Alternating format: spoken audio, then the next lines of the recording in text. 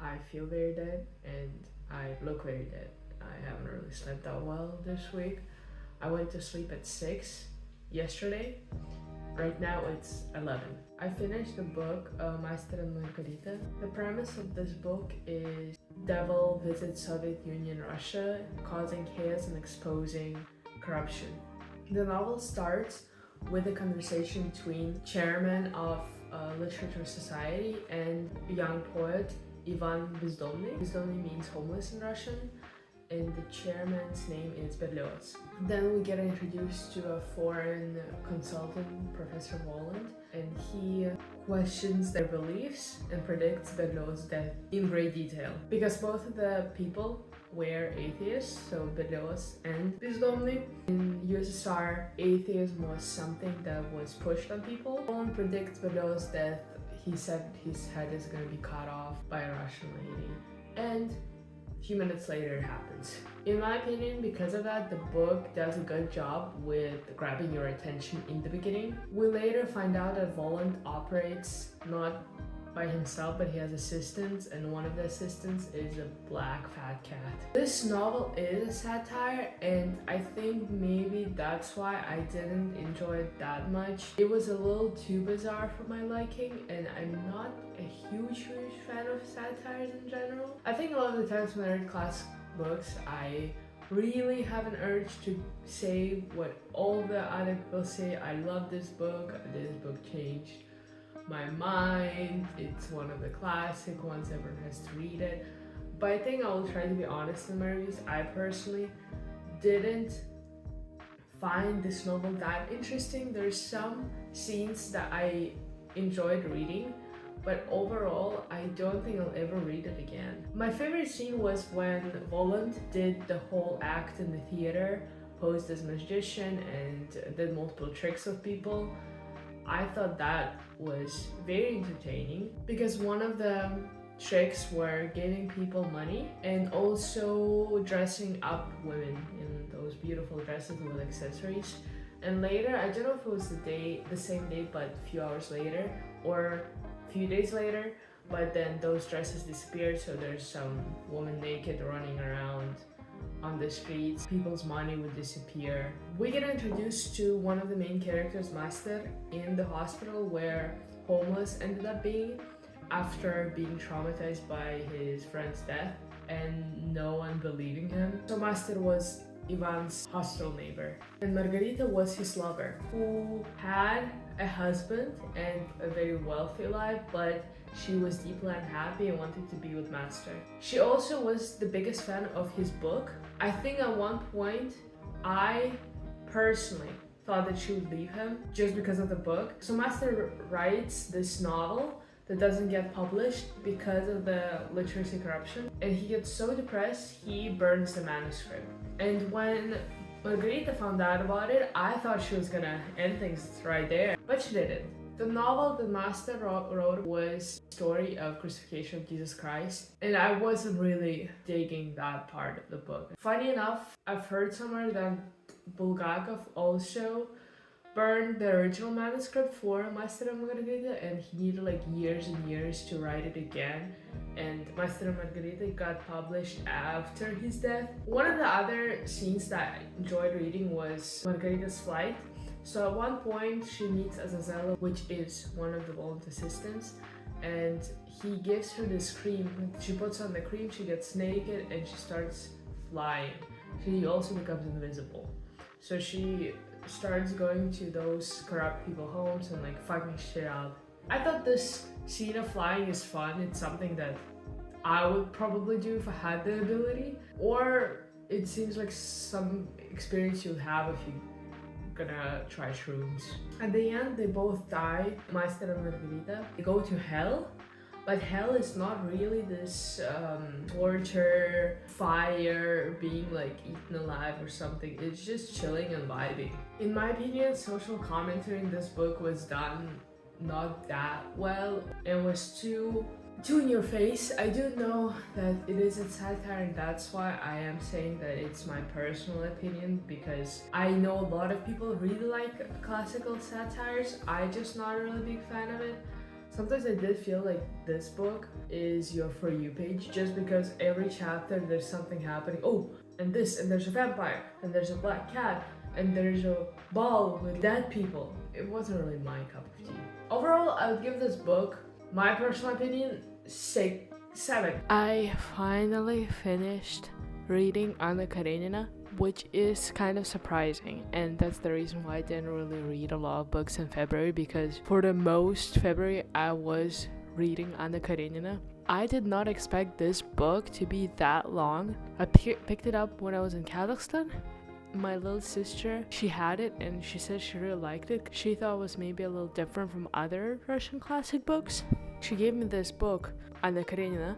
It wasn't that big, and I think it's either maybe the first part of the book or it's very, very chopped. I read 1 chapter, maybe 2, and then I stopped. I went to my old nanny and she gave me 2 books which were Anna Karenina, and it's like Lev Tolstoy edition, all the books, but I only took 2 of them. First one included the first 4 parts of Anna Karenina, and the second part included the second half of it. It is almost 900 pages long. The story starts off strong. So you have a person who faces the consequences of his own adultery. His wife doesn't want to talk to him. She's thinking about the divorce. She is confused herself. She doesn't know what to do. She doesn't want to talk to him. And then his sister, Anna Karenina, visits him and tries to help him solve the problem. Anna Karenina's brother, I have no idea what his name is, I forgot already. You might think that he'll have a redemption arc. He just gets more distant from his family. He doesn't really see him. He sends them off to this cottage in the village, and he gets into more debt. He kept asking his wife for money, and he's a piece of shit. And I think I forgot at one point, but I'm pretty sure there's a lot of very sexist things that he was saying throughout the book, although it is the case, unfortunately, for all the characters, since this book is quite old. Anna Karenina is a misleading title for this book, because I wouldn't necessarily call Anna Karenina the main character of the book. There's a lot of relevant characters we'll have, and one of them is apparently Tolstoy's alter ego, Levin. Tolstoy's first name is Lev, and Levin is his, again, alter ego in the story. A lot of people like Levin. I liked him at some parts, and I really disliked him at some other parts. Levin's storyline starts off, he's very interested in this girl, Kitty, which is the youngest sister of the character who got cheated on in the beginning. He got rejected at first when he proposed to her, and then he gets into this, I guess, depressive mode, but then he finds his calmness again by working in the village. Maybe he doesn't necessarily need a family and a wife, and this is the part which I enjoyed, because it did seem progressive enough for that time that, okay, maybe his life is not supposed to be evolved around a woman all the time, and maybe he can find his happiness somewhere else. He does get with her a little later, but this part I enjoyed quite a bit. And also Kitty, his future wife, she's very, very Christian. He doesn't believe in God, and at the end, this is one of the only parts at the end that I really liked, because for me, the second part of the book just goes down in quality and in my personal interest. His thought process behind, like, oh, should I believe, should I not believe, and it seems like he has everything he needs. He has his wife, he has a kid. He still feels a little unhappy and suicidal, and he wants to find a philosophical purpose for his life, and I think it is something that I can relate to at least a little bit. I do feel like it sometimes, because I am very privileged. I have a loving family, friends, partner, but I do feel like I struggle a little bit with my philosophical purpose in this world, and I'm on this journey to figure myself out, so it's gonna take a while, but I did find his monologue on that topic interesting. And again, that's one of the only highlights of the second part, unfortunately. I would rate this book very high if I only include the first 4 parts, because we'll have a lot of family drama, a lot of tension, affairs. We have this woman, Anna Karenina, who married a guy who's 20 years older than her because of the status, money, and stuff. She finds a love of her life. She wants to pursue that love, and this is the only time I'm very against cheating, but and in this time where you don't really have a lot of choices of who you want to marry, because as a woman you cannot really achieve the same independent status as men, and you marry this person for the sake of your family, and then you meet the love of your life, I think it's okay to cheat. I think it is okay to want to feel loved, and the love that you think you missed on, since you have only one life to live on this earth. So I'm not gonna judge her too hard. I also like the part, I'm gonna just jump back and forth trying to remember the parts that I liked and disliked. I really liked the part where we spend a lot of time with Levin and his brother, specifically his ill brother, and how he was there for him at the end. There's a lot of chapters around that, and how everyone felt very tense but also kind of tired of being around the ill person all the time, kind of waiting for them to pass away but dreading that at the same time. I think this complicated feeling of, someone is about to die and you cannot really do anything about it, and you kind of, it's not even positively looking forward to it, but you're preparing yourself mentally, and this doesn't happen, and it just becomes mentally exhausting. One of the things maybe I liked about the second book is how you feel Anna Karenina in her situation a lot, because everyone looks at her differently. She cannot really appear publicly without being shamed or looked down upon because she left her husband, and you see how that influences her and how her mental state also is suffering because of that. Again, the first book we had a lot of back and forth between Anna being with her lover, and you are still trying to not understand, but you're trying to predict if she's gonna leave him, or if she's gonna leave her husband, if she's gonna leave everyone, just escape somewhere. It's just this small intrigue that is missing in the second book. And also how Tolstoy portrays women as this weak and very mentally unstable, and at the same time he's trying to have those philosophical monologues and discussions with men, and it just holds very patriarchal views. And that's a problem I have with a lot of older books. I do try to enjoy them a lot, and I do want to be able to just look past it, but it's a little tough. One thing I thought would be interesting if Tolstoy paid more attention to it was relationship between Anna Karenina and her firstborn son Serozha from her husband, because in the second book, after giving birth to her daughter, she leaves with her lover and her daughter abroad, and she basically abandons Serozha, and she only would see him once in his book, or maybe twice, I'm not super sure, I forgot. I think it's only once, and they had this heart-warming interaction, how he missed her. People kept telling him that she died, but he didn't want to believe that, and it's very sweet and sad at the same time. And how later he's trying to kind of forget about his mom, not to think about it too much, because it's painful to see that your parent abandoned you for someone else. And this book is so fucking fat. Even though the first half of the book was very solid, very, very good. I love drama, and kind of like watching a reality TV show about an old Russian elite with sometimes philosophical discussions here and there. But the second half of the book, I just cannot tell you what happens exactly, because it's so boring.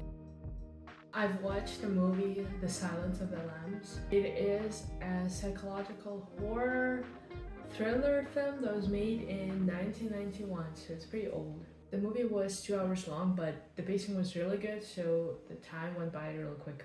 It follows a story of a young female detective FBI agent who is trying to find a serial killer with the help of another serial killer, Hannibal Lecter.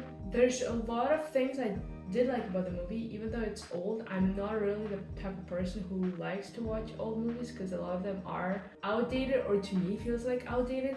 I did really enjoy how they used the camera in this movie. I love the times when two people, especially Clarice and Hannibal, when they would interact, it would be just one shot of their face, of just of them talking, and it did feel very intimate, and the acting was good. I like how, because of the camera work, it depicted the struggles and the challenges that comes with working in a male-dominated field as a young female. The camera captures the scenes where men just stare down at Clarice, either with lust, with doubt, or with some other more predatory thoughts. It comes close to the actual feeling you have in real life. I would just go back and forth from things I liked to things I didn't like, and I don't think I liked Hannibal Lecter that I preferred seeing Buffalo Bill, the serial killer Clarice, chasing down the whole movie. He is a little more unsettling and he does feel a little more real than Hannibal Lecter,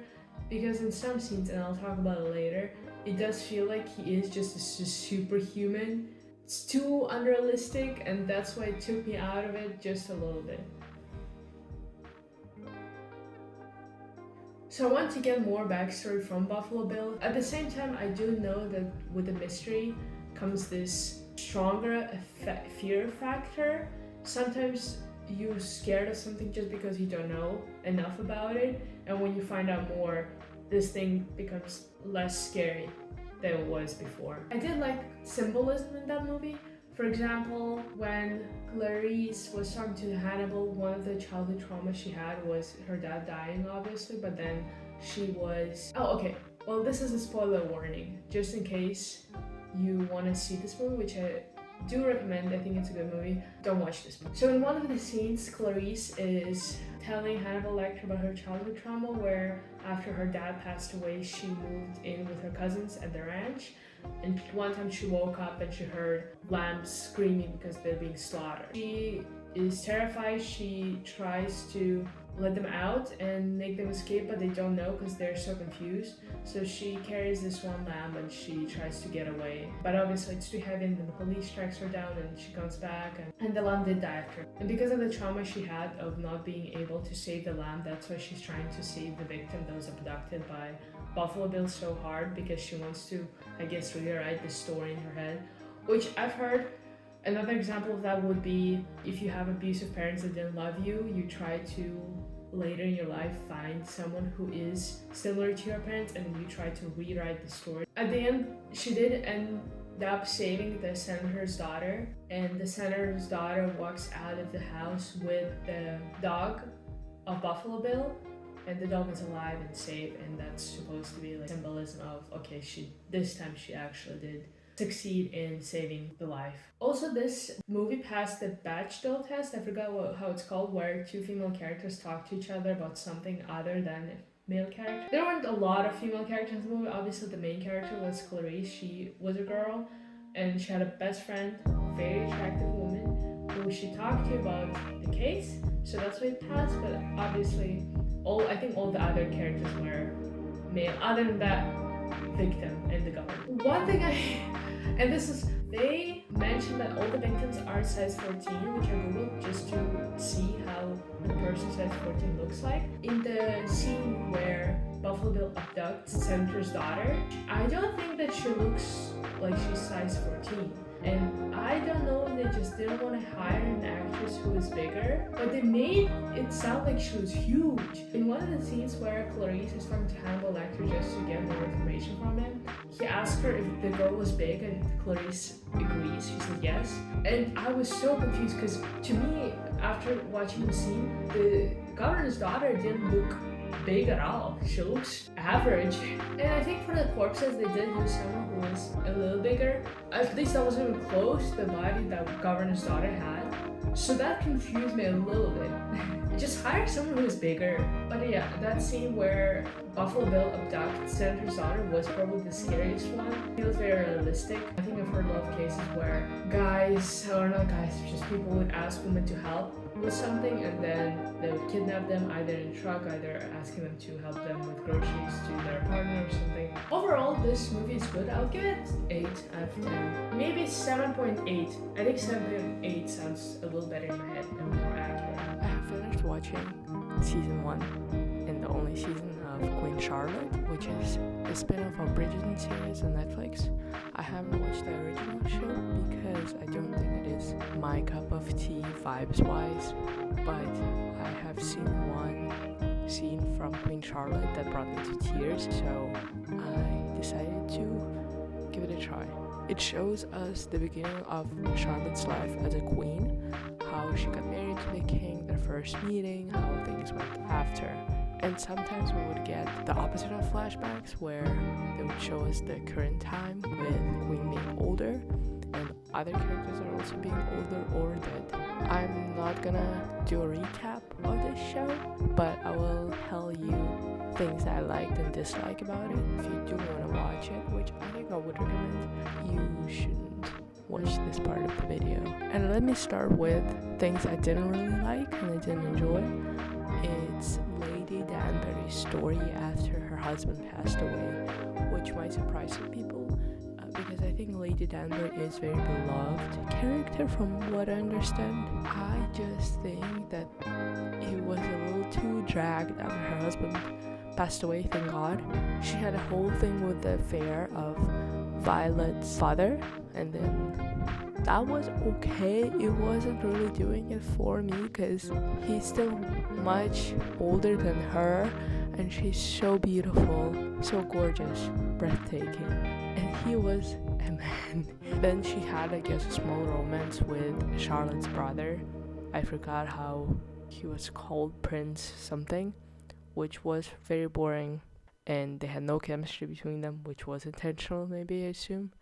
Although I would maybe prefer them to have some chemistry and then her deciding not to marry him just because of the principle, not because he is a bad guy. He's not very likable in general. And then there was a whole thing with Princess Augustus, King's mother, where Lady Danbury had a whole contract with her where she would give information from inside the palace from Queen Charlotte herself, and they had this whole mental gymnastics going on, which I personally didn't really care about. And sometimes the show feels a little too long for me, especially in the beginning. I think I've read that people liked this part. After 2-3 episodes, we see everything from George's POV, from the king's POV, how they met, how the wedding went, blah blah blah, and some details that we didn't know about. And some scenes were important and good, but it felt like a long recap for me. I did not like it at all. Now we can talk about things I did like, which was Lady Danbury. Beauty. Her beauty. She was so beautiful. It was hard to concentrate on the scene sometimes because of how gorgeous she looked. Her outfits, her face. Oof.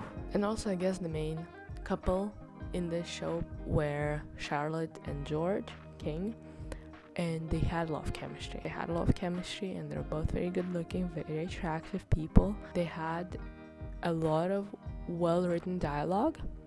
Almost in every episode there would be a scene where it would stuck with me or where I would memorize some of the lines. And also, for me at least, plot B and romance B would be romance between Brimsley and Reynolds, Queensman and Kingsman, and that little gay romance was so cute. Now the main thing I liked about the show is the lesson that it had, and I'm gonna talk about the scene that broke me and will continuously break me whenever I watch it. Everyone knows what scene I'm talking about if you've seen the show. It's the scene under the bed. At one point we find out that George is very mentally ill. I don't know if it's schizophrenia, some panic episodes, but something is definitely off and did get worse with age. And one thing that sometimes would help him is to get under a bed. That's where heavens cannot reach him. And at the end of the series, I think it was the last scene we saw where Queen Charlotte got under the bed and King George as well, and they had a little moment together where she told him that one of our kids is with child and our line will live on. And obviously Queen Charlotte was a bad mother, and I do like how two-dimensional maybe she was, and I feel like a lot of us would see our mothers in her, how self-righteous she is, how convinced she is that she's doing the right thing without really listening to her kids. It just makes her feel very human. She wants their love to never fade and wants them to continue living on. The line that broke me was when he said that, oh, you didn't go over the wall, which I think is a metaphor for still staying with him and loving him even though he had this mental illness. The lesson of the show is no matter how sick you are, you deserve love and you deserve to love, and I think that's very beautiful. Obviously, if she did decide to leave him, it wouldn't be bad at all. It is a personal choice, and some people cannot handle being around very mentally ill people. It's very hard. That fucked me up, and I've watched some people's commentary on it, and every time people come to the scene, they would tear up because it was so beautifully done. The music, again, just the lesson itself. And then there's another scene that I also cry about is when Brimsley and Reynolds are dancing outside of the main party, and it just switches to a shot where Brimsley is dancing by himself. And the reason I like this shot is because I really don't like when directors of the show or the movies, they explain you everything with words or they show you every detail. This was so subtle. It wasn't really subtle, but there's no words needed to understand for us that, okay, he's no longer here. I don't like that.